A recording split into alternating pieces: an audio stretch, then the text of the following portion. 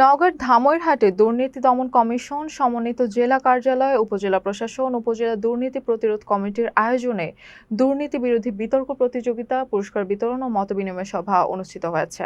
বৃহস্পতিবার উপজেলা পরিষদ সভাকক্ষে অনুষ্ঠিত চূড়ান্ত পর্বে রাজনৈতিক সদিচ্ছা ছাড়া দুর্নীতি দমন অসম্ভব শীর্ষক বিষয়ে বিতর্কে অংশ নেয় আরানগর উচ্চ বিদ্যালয় ও আগ্রা দ্বিগুণ বালিকা উচ্চ বিদ্যালয়ের শিক্ষার্থীরা। প্রতিযোগিতায় উভয় দল সমান নম্বর অর্জন করায় লটারির মাধ্যমে আরানগর উচ্চ বিদ্যালয়কে চ্যাম্পিয়ন ঘোষণা করা হয়।